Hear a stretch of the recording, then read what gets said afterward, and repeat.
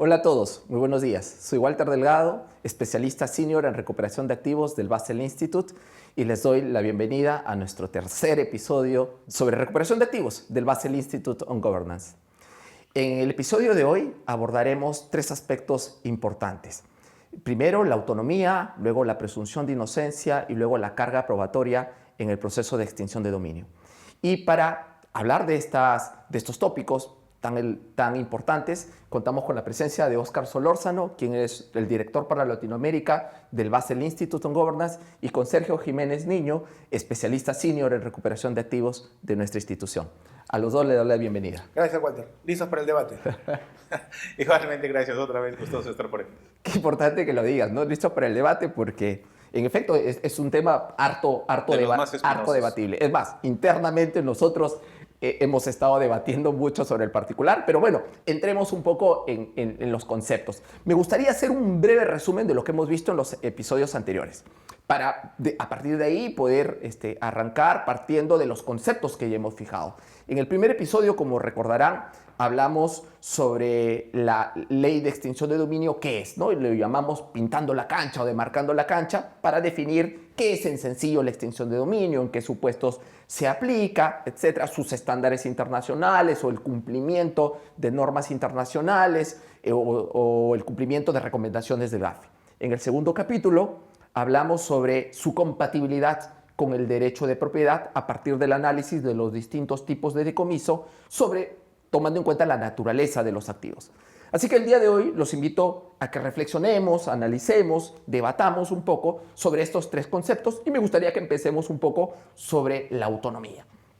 ¿Y por qué? Porque uno de los aspectos que se viene criticando es si es que la ley de extinción de dominio puede aplicarse de forma autónoma. No sé cuál de los dos quisiera empezar con el análisis. Le voy a dar la palabra a Sergio, si te parece, Sergio, pero me gustaría quizás enmarcar un poco mejor el panorama, que esos tres puntos esenciales que tú mencionas, autonomía, presunción de inocencia y carga de la prueba, están vinculados a una demanda de inconstitucionalidad en el Perú. Y entonces es importante tratar de esclarecer estos temas y de plano rechazarlos por infundados en el contexto del que estamos hablando. Ok, gracias. A ver, en principio, sobre la autonomía. Quisiera mencionar, estoy teniendo un déjà vu, porque hace algunos meses cuando se presentó un proyecto de ley para modificar el decreto legislativo 1373, también se habló mucho acerca de la autonomía.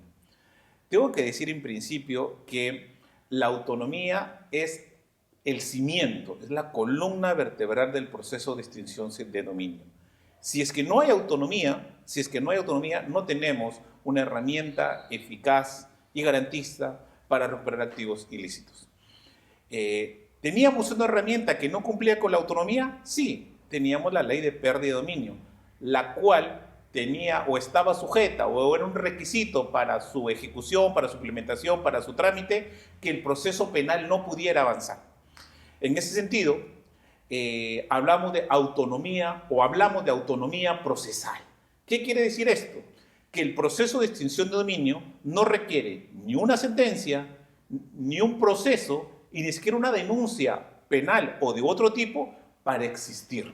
Es decir, puede comenzar un proceso de extinción de dominio sin que exista ningún otro proceso vinculado a los mismos hechos. La otra forma de autonomía de la que hablamos es la autonomía material, que está referida a si tiene naturaleza y justificación propia. Aquí, el artículo número 1 establece de que la ley de extinción de dominio garantiza la adquisición y ejercicio regular de los derechos reales que tenemos sobre los bienes. En ese sentido, existe, en mi opinión, autonomía procesal y autonomía material.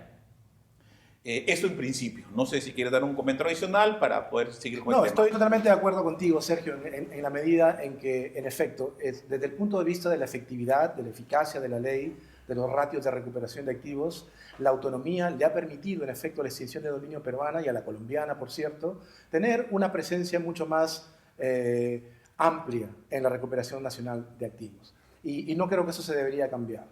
Pero déjame jugar un poco el rol de abogado del diablo para poder entrar más en la dinámica. Y la pregunta que yo me pongo es, ¿por qué solamente no todos los países adoptan modelos independientes de recuperación de activos vía el decomiso sin condena?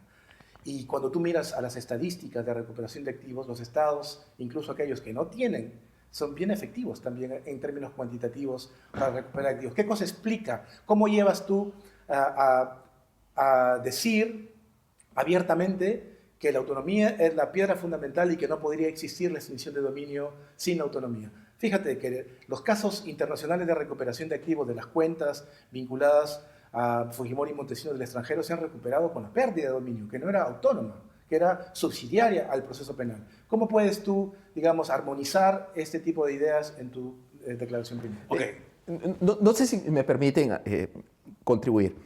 De hecho, no estamos desconociendo, creo que no es el objeto de la participación de Sergio, de alguna forma quitarle mérito a la contribución grandísima que ha dado la pérdida de dominio. Definitivamente estoy absolutamente convencido. Es más, creo que es poco elegante no reconocerle a la pérdida de dominio un gran aporte por los números de dinero que se ha recuperado de dinero en el exterior a través de la pérdida de dominio. Sin embargo, creo que en lo que nos estamos enfocando es que de repente el nivel de efectividad no es comparable, ¿no? Y esto me hace un poco a mí pensar, por ejemplo, el caso del Ecuador, ¿no? La ley ecuatoriana inicialmente regula la extinción de dominio, pero diciendo que es autónoma, pero exigiendo que haya una condena previa, ¿no? Y que sea firme. Entonces, eso es una cacofonía jurídica. Es una cacofonía jurídica, pero mira lo que ha sucedido. En febrero de este año 2024, el legislador ha tenido que modificar la ley de extinción de dominio estableciendo algunas excepciones a la regla. Ya ha dicho, bueno, en los supuestos de crimen organizado o financiación del terrorismo, ahí sí ya es una excepción a la necesidad de una sentencia previa, de una condena firme anterior. Y luego, en julio de este año, hace muy poco, ha tenido que de alguna forma expandir aún más, flexibilizar aún más su aplicación. Y ha dicho de que ya no solo son esas excepciones, sino que para el inicio de un proceso de extinción de dominio y para la fase jurisdiccional no se requiere la condena. Es decir, el propio legislador ha tenido que reconocer la ineficiencia de una regulación como tal. Claro. Voy a intentar responder la pregunta que plantea Oscar. Puede ser muchas razones. Puede ser un tema cultural, puede ser que su sistema jurídico lleva de la mano la persecución personal y la persecución patrimonial, cosa que por estas latitudes no estamos acostumbrados. La verdad, no tengo data estadística para poder responderte con exactitud por qué en otros países funciona y aquí no. Pero algo puedo decir adicional, y es el hecho, justamente a partir de los casos de pérdida de dominio. ¿Qué tuvo que pasar para que se inicie el proceso de pérdida de dominio en los casos con tan buenos resultados? Tuvo que avanzar el proceso penal y tuvimos que llegar a un punto en que ya no podíamos avanzar más el proceso penal. Solo allí comenzó el proceso de pérdida de dominio con excelentes resultados, eso no se niega, pero tuvimos que esperar que el proceso penal avance todos los años que avanzó para recién procurar la recuperación de esos activos. Y la pregunta que yo me hago es, si es que en los casos de pérdida de dominio no había necesidad de esperar una sentencia penal, sino solamente a que no pudiera continuar, pues ¿qué diferencia hay a empezar en ese momento que empezar junto con el proceso penal? Si es que en ninguno de los dos casos se necesita sentencia penal, ¿por qué esperar que el proceso penal no pueda continuar? En ese sentido, yo creo que no es restarle méritos. Insisto, la última calificación del GAFI, en estas calificaciones interpaíses, pasamos bien justamente por las sentencias de pérdida de dominio. Exacto. Así que no va por allí. Lo que pasa es que si ya encontramos o ya se construyó una herramienta procesal que fortalece, que mejora en términos de eficiencia la pérdida de dominio, pues hay que protegerla, fortalecerla. ¿Y de qué manera? Pues protegiendo su autonomía. Que no nos pase lo de Ecuador y ganamos mucho tiempo si es que comenzamos desde el inicio con la persecución del patrimonio criminal. Esa es la idea. Totalmente de acuerdo. Esto me lleva a dos reflexiones para las cuales me gustaría también, ahora me estoy cambiando el rol de presidente, pero me gustaría un poco la reflexión siguiente, ¿no? La única mención que hay sobre decomiso sin condena en el ámbito internacional es el artículo 54, parágrafo 1, letra C de la Convención de Mérida, ¿no? Claro. Y el modelo de extinción de dominio o de decomiso sin condena que se propone es un modelo subsidiario, porque dice en los casos adecuados en los cuales el criminal ha muerto, se ha fugado, etcétera, ¿no? Que evoca claramente un fracaso del derecho procesal penal para que entre a tallar la extinción de dominio o el decomiso sin condena. Esa es una primera reflexión, ¿no? La segunda reflexión, que estoy de acuerdo contigo con respecto a la efectividad y a las razones que motivan a la existencia de una ley completamente autónoma del derecho penal. Pero ¿qué pasa en la práctica, ¿no? En la práctica, el decomiso, y eso me lleva a una reflexión sobre la coexistencia tanto del decomiso penal como el decomiso vía la extinción de dominio, ¿no? O la extinción de dominio de los bienes delictivos. ¿Qué pasa allí? ¿Cómo coexisten estas dos acciones? ¿Es verdad que el decomiso sin condena se debe llevar todos los bienes del derecho penal porque es autónomo, porque es más eficaz, porque es más eficiente? ¿O coexisten o hay algunos escenarios en los cuales sí es necesario que el derecho penal todavía exista en nuestra legislación?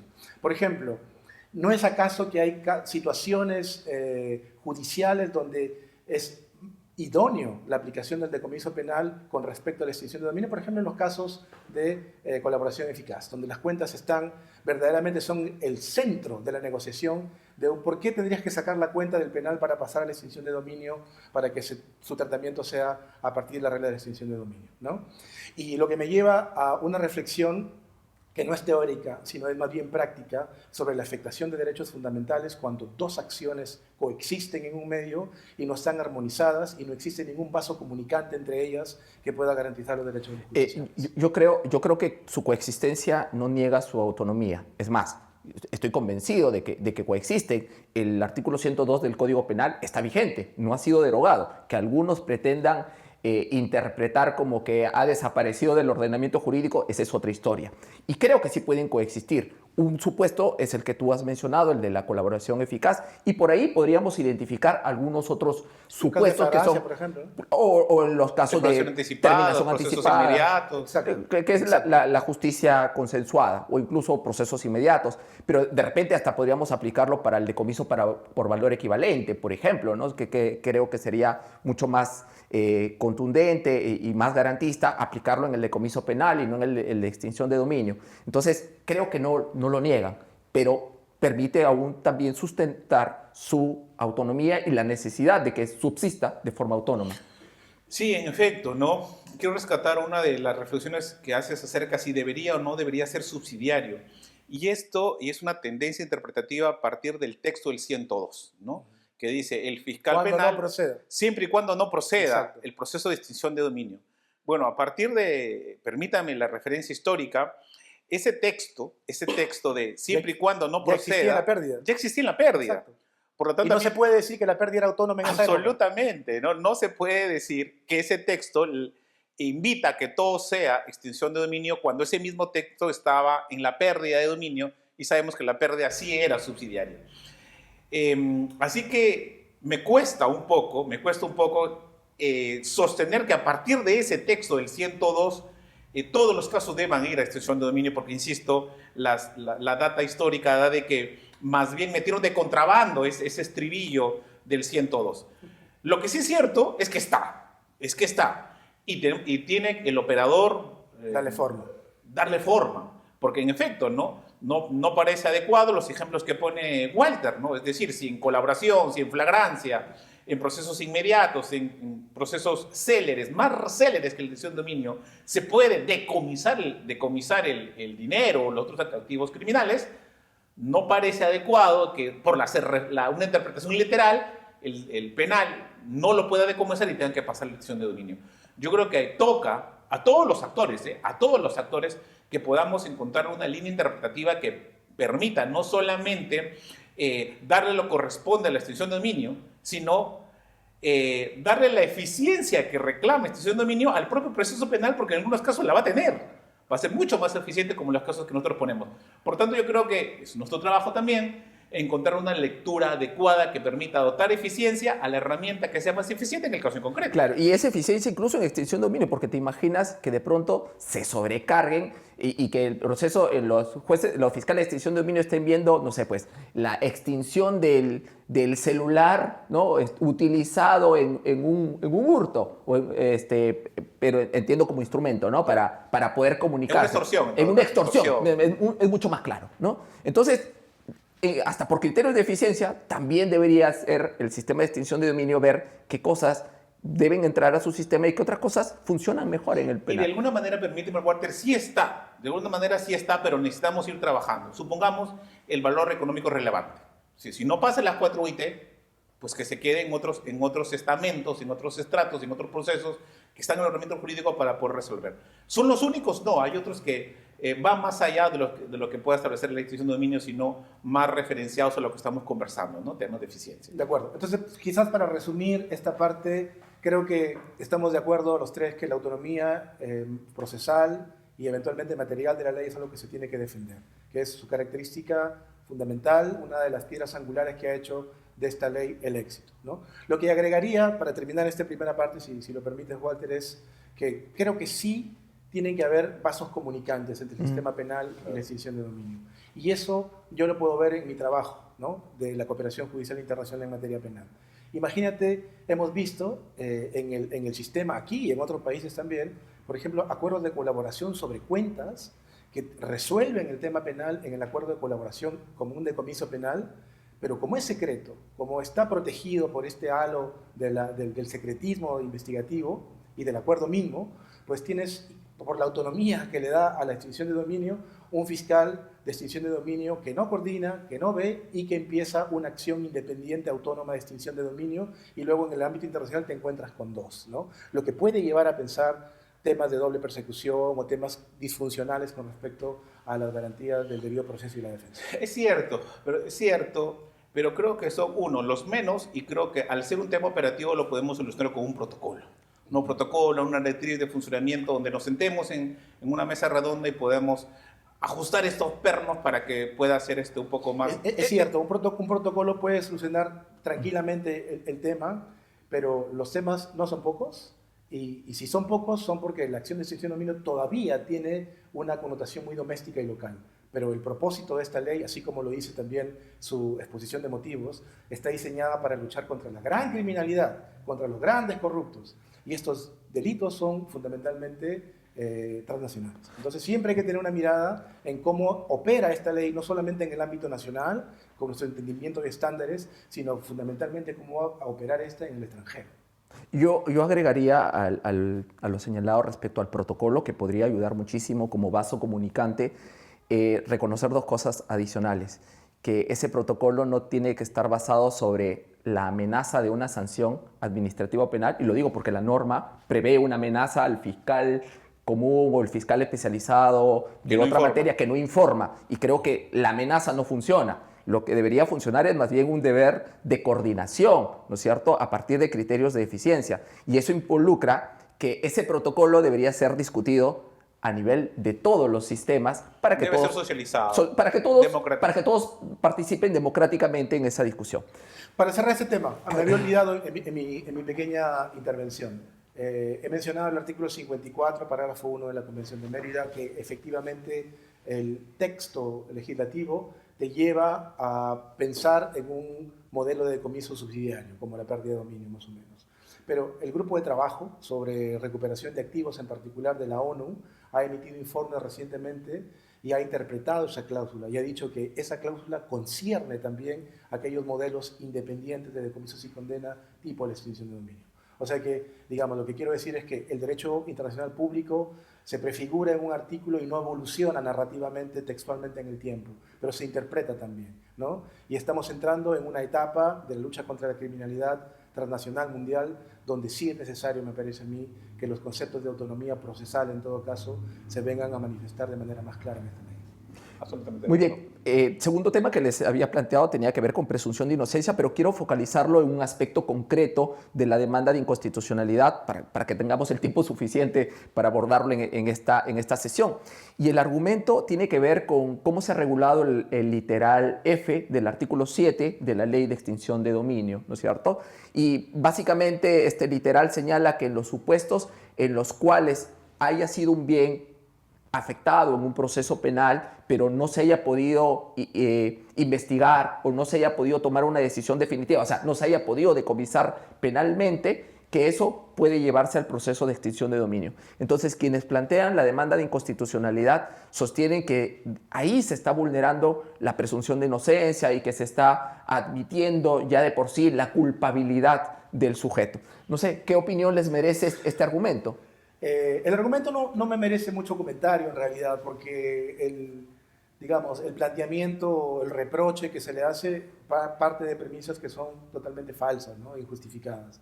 Es verdad que el bien puede provenir de un proceso penal, pero no significa que el hecho de que proviene de un proceso penal va a llegar al proceso de extinción de dominio con una calificación jurídica de por sí. que la precede, ¿no?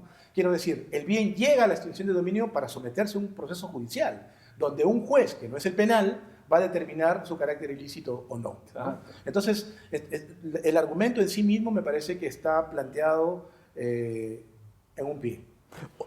Entonces, si me permite, o sea, esa parte de la demanda y el informe, ambos documentos están colgados en la página web de la Defensoría. Y la verdad, los párrafos donde se desarrolla la idea que justifica la inconstitucionalidad del 7.9 pudieron ser más extensos. Porque uno los lee, o en todo caso los leo, y siento que la inconstitucionalidad radica bajo el escenario, o se cree que el solo hecho que venga del proceso penal al proceso de extinción de dominio con una incautación, pero el solo hecho que venga del proceso penal es motivo suficiente para poder extinguirlo. Exacto. Y eso, como tú bien dices, es incorrecto, porque el 7.1F, yo no conozco, y la verdad no creo que exista, ni existirá, una demanda donde solamente pongan como presupuesto de extinción de dominio... Ha sido todo el proceso penal. El 7.1F. El 7.1F siempre está con el 7.1A, porque no basta que venga el proceso penal para ahí extinguirlo. Como tú bien dices, en el proceso de extinción de dominio tiene que acreditarse el hecho de que sea de origen o destinación. Y si me permites, ¿y por qué está el F entonces? Yo creo que fácilmente el F no puede estar, el F no podría estar, y el fiscal de extinción de dominio podría traer o podría iniciar un proceso de extinción de dominio por el activo que no avanza o que está siendo investigado en el proceso penal, aunque no existe el F. Yo creo que la existencia del 7.F en la ley implica la etapa en la que estamos. Una etapa inicial, el sistema tiene poco menos de 5 años, poco más de 5 años. Por lo tanto, yo creo que estamos en una etapa de transición, de llenar de contenidos. Y en mi opinión está bien que esté el F, pero no podemos entenderlo, que el solo hecho que venga el proceso penal es razón suficiente o es lo único que se debe acreditar para extinción de dominio. Es un planteamiento absurdo, la verdad. Pero más interesante es la pregunta si la extinción de dominio en efecto viola o no la presunción de inocencia, ¿no? Ese es otro animal que tenemos que analizarlo de otra manera. A mí me gustaría, de alguna forma, ejemplificarlo, ¿no? Porque uno habla del F, el literal F del artículo 7, pero ¿cómo se come, ¿no? O sea, ¿qué significa? Qué bueno. Entonces, a mí se me ocurre, por ejemplo, un caso, porque te dice que el bien ha sido afectado en el proceso penal, pero no se ha tomado una decisión definitiva. Y está pensado, por ejemplo, en los supuestos en los cuales... que los hemos visto mucho y que ha servido muchísimo la ley de pérdida de dominio, porque este causal estaba muy parecida en la ley de pérdida de dominio. Ese causal es el contenido material de la pérdida de dominio. Es el contenido material de la pérdida de dominio. Pero lo hemos visto y además nos ha servido muchísimo. Yo recuerdo muchos casos en los cuales el bien en el proceso penal fue simplemente incautado. Ojo que la incautación es solo una medida cautelar, no es una medida definitiva. Y de ahí, por distintas situaciones, no se tomó una decisión definitiva. ¿Cierto? Y entonces, yo recuerdo cuando estábamos en el CONAVI, ¿no? La comisión que administraba los bienes incautados, y de pronto bienes emblemáticos de la corrupción, de pronto estaban pidiendo la devolución de los bienes. ¿Por qué? Porque decían, mire, el bien solo fue incautado con medida cautelar, pero no era decisión definitiva.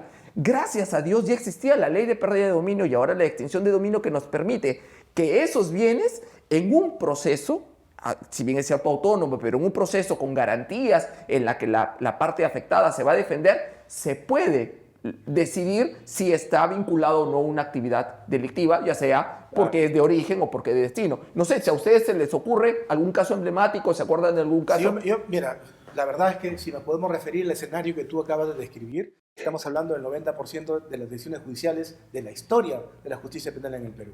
Hemos visto decisiones judiciales donde los bienes se mencionan en los obiter dictum, pero nunca se resuelven, se quedan colgados en el aire. Y sin ir muy lejos, vamos a hablar de todos los casos vinculados a la mafia Fujimori-Montesinos, por ejemplo, ¿no?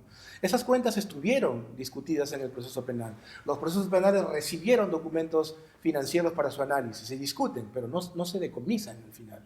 Entonces se queda en una resolución que afecta la culpabilidad de las personas, que pone, digamos, claro los hechos, pero los bienes se quedan colgados en el aire. Y esto no es una cuestión arbitraria, estamos hablando que en este preciso momento se vienen recuperando cuentas que están 20 años incautadas en el extranjero porque el proceso penal fue justamente ineficaz de darle una solución.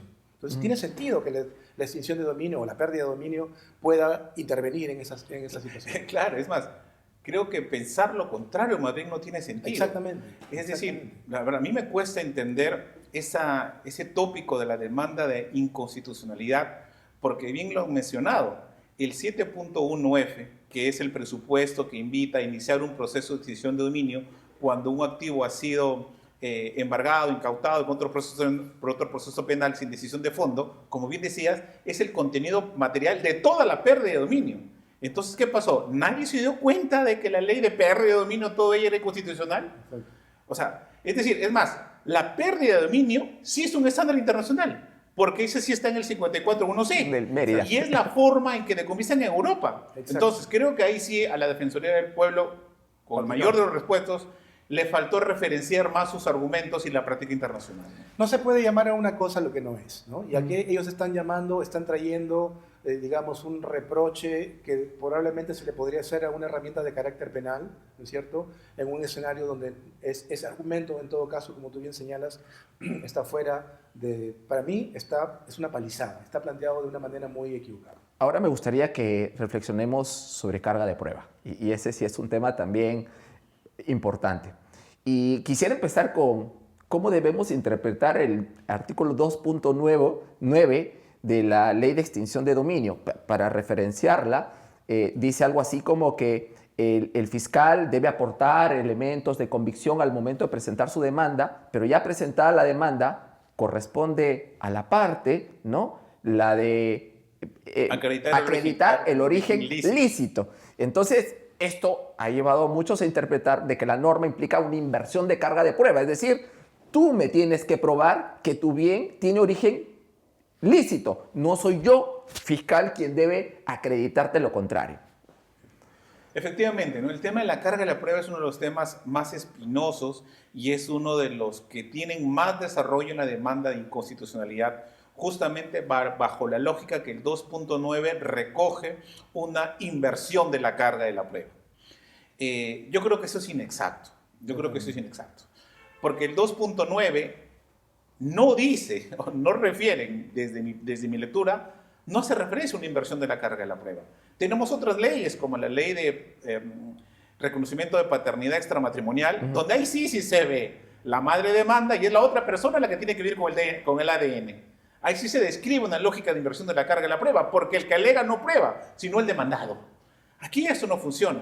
El 2.9, en mi opinión, a lo mucho recoge una distribución de la carga de la prueba y una oportunidad para ofrecerla. Es decir, el Ministerio Público, para la admisión de la demanda, sino en qué otro momento, ofrecerá los medios probatorios para acreditar la ilicitud del activo por el cual promueve la extinción de dominio. Exacto. Por ejemplo, en lo que concierne a los indicios concurrentes. Claro, o indicios concurrentes, dice la norma.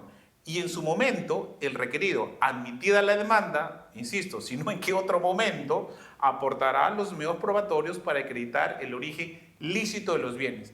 En ese sentido, desde mi óptica, es una distribución de la carga de la prueba. El fiscal acredita el destino, origen ilícito en su oportunidad y el requerido en oposición acredita el origen o destino ilícito. Para mí eso es una regla de distribución bastante común, dicho sea de paso, y no una regla de inversión de la carga de la prueba. Por eso yo creo que en ese tópico la demanda de inconstitucionalidad es, por decirlo menos, antitécnica o incorrecta. Eso significa que no es que la norma habilite a que el fiscal simplemente atribuya de que el bien es de origen ilícito, que el bien ha sido instrumentalizado sin decir nada más, sin ningún aporte probatorio, ¿verdad? Exacto. Claro, eso es inversión de la carga de la prueba, donde el demandante, el actor, solo alega, nada más. Y el requerido o el demandado es el que tiene que probar. Eso es una regla de inversión de la carga de la prueba. ¿Esto existe en instituto de dominio? No. Uno ve el artículo 67 del decreto legislativo 373 y dice, para que salga una sentencia fundada, se necesita que se acredite el origen o destino ilícito. Ergo, si eso no está acreditado, la sentencia no puede ser fundada. Totalmente de acuerdo. A mí me gusta la expresión que utiliza Colombia sobre esta solidaridad probatoria, ¿no? Pero que es provocada además por una investigación prima facie del fiscal. Es decir, no es que la otra persona viene a desvirtuar lo que se dice sin que haya nada, ¿no? El fiscal tiene que investigar, aporta los indicios concurrentes y luego es la otra persona la que viene y se manifiesta. Además, me parece que la demanda de inconstitucionalidad es un poco cucufata en ese sentido, ¿no? Y trata de introducir un miedo a una figura procesal o a un mecanismo procesal que existe en todas partes del mundo. Les mencionaba hace un momento que la Convención de Estrasburgo, la del 2005, contiene una cláusula específica de inversión de carga probatoria, que la deja a la consideración de los estados que tienen una gran criminalidad, por ejemplo, delictiva o organizada, ¿no? En ese caso, los estándares tienen que ser distintos y ellos pueden manifestar un mecanismo de inversión de carga probatoria. Y eso lo dice el Consejo Europeo, ¿no? Digamos, que han analizado, han verificado su compatibilidad de estos mecanismos con los derechos fundamentales. Del mismo modo, existe jurisprudencia del Tribunal Europeo, Salavieco contra Francia o Philip contra el Reino Unido, por ejemplo, donde el tribunal dice claramente que las inversiones de la carga probatorias fundadas en presunciones de hecho o derecho no están proscritas en el derecho, ¿no?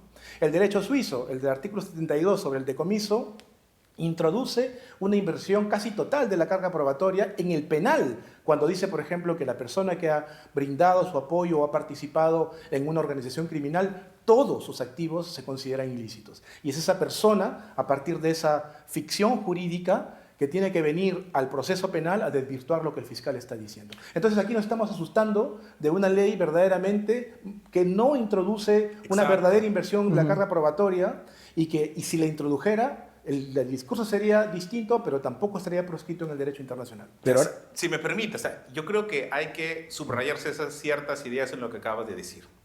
A ver, claro, la ley, en mi opinión, no recoge una lógica de inversión de la carga de la prueba. Y como tú bien dices, si es que lo recogiera, pues otra sería la conversación, sí. otra sería la línea argumentativa, porque tampoco es invertir la carga de la prueba sin más. Si bien es más, está en la recomendación 4 del GAFI, procurar o introducir inversiones de carga probatoria, pero tiene que ser bajo cierta lógica, bajo ciertos fundamentos, en ciertos escenarios como el que describes de organizaciones criminales. Sí. No es solamente invertir, porque eso también sería lesivo, sobre todo en ciertos escenarios que más adelante vamos a conversar acerca de los titulares que no intervienen en la actividad ilícita. Así que, vamos, el escenario actual es este. ¿El decreto legislativo 373 introduce una inversión de la carga de la prueba? No. Y sobre ese debemos conversar. Cuando se introduzca la inversión de la carga de la prueba, que no estaría nada mal, según las convenciones internacionales, pues lo conversaremos, pues, ¿no? Lo conversaremos y analicemos cuáles son los presupuestos que se tienen que dar para la aplicación de esa regla. En todo caso, lo que queda claro es que el planteamiento de la demanda de inconstitucionalidad no está en esa lógica. No está en esa lógica. No está. Entonces, por tanto, debería ser también descartada como argumento de fondo. De repente, un aspecto un poco más problemático tiene que ver con el tema de carga probatoria, pero respecto al propietario del bien, que es tercero. Es decir, él no participa de la actividad delictiva, sino que su bien ha sido instrumentalizado, incluso sin su conocimiento, ¿no? Entonces, ¿cómo deberemos aplicar la carga probatoria? Es más, siendo más específico, ¿qué deberes en materia probatoria tiene el fiscal y qué deberes tendría el tercero? Antes de que entres al tema procesal y de cómo se aprecia esa situación acá en el ámbito nacional, permíteme quizás una reflexión inicial sobre de dónde viene esa idea, ¿no? De dónde nace la idea de que a un tercero ajeno al delito, que no tiene nada que ver con el delito, se le pueden incautar sus bienes.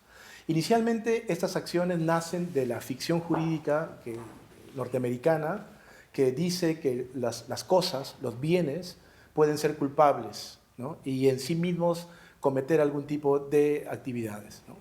Entonces, si un bien puede ser culpable y sobre esa base se le puede extinguir, esta culpabilidad y esta causa de extinción de ese bien es independientemente de la culpabilidad, negligencia o diligencia de su propietario, ¿no? De ahí nace, ¿no? De ahí nace en Estados Unidos, particularmente en el siglo XVI, en la época de los piratas, cuando llegaban los barcos a Estados Unidos y cometían crímenes y los dejaban allí y el derecho no permitía recuperarlos. Entonces dijeron, bueno, estos mismos son también culpables y en esa calidad los vamos a extinguir, los vamos a atacar, ¿no? Más adelante han venido otros desarrollos jurisprudenciales en Estados Unidos que han limitado, por ejemplo, la defensa del propietario inocente, de la que seguramente hay alguna aplicación también acá. Pero quería simplemente marcar esa pauta para decir de dónde viene esta idea de que independientemente de la negligencia, culpabilidad, diligencia, lo que sea, de la persona propietaria, se puede extinguir un bien. Bueno, muy buena referencia y apunte histórico, ¿no? La pregunta que haces, Walter, es poner el dedo en la llaga, ¿no? Hemos visto recientemente en programas periodísticos de señal abierta ciertos casos vinculados a lo que es tema de conversación en este preciso momento. Y es el hecho de la extinción de dominio de bienes muebles a personas que no participan en la actividad ilícita. ¿Cuáles son sus deberes? ¿Cuáles y cómo y hasta cuándo son sus deberes? Yo creo que tenemos que seguir la misma regla, ¿no? Y yo creo que aquí, sobre todo en este momento, Oscar, en este escenario donde necesita muchísimo más reflexión, si es posible una inversión de la carga probatoria como lo recogen las comisiones internacionales. ¿Por qué? Porque en los escenarios que has descrito estamos hablando de bienes de origen o de organizaciones criminales. La inversión de la carga de la prueba en esos escenarios es mucho más digerible. Absolutamente. Pero en casos donde hay propiedad lícita, prima facie, protegida por la Constitución de los Estados, me parece, esto siempre susceptible de ser repensado, la inversión de la carga de la prueba tiene que estar limitada o tiene que generar muchos presupuestos porque debemos pensar si es que esa inversión armoniza con los principios que recoge nuestro ordenamiento jurídico. ¿Cuál es mi opinión hoy día a la emisión del podcast? Yo creo que al ser un bien lícito, hay un derecho de propiedad protegido por la Constitución. Y el Estado tiene el deber de garantizarlo. Pero también tiene la posibilidad de no protegerlo o cesar su protección. Pero si el Estado va a cesar justificadamente la protección a ese derecho fundamental, no puede cargar la prueba de esa situación que justifica el cese de la protección al titular del derecho a propiedad. Y entonces, ¿cuál es el deber del fiscal? El deber del fiscal es acreditar la ausencia de diligencia y prudencia. O mejor, porque a algunos no les gusta esta manera de expresarse, debe acreditar la negligencia e imprudencia del titular del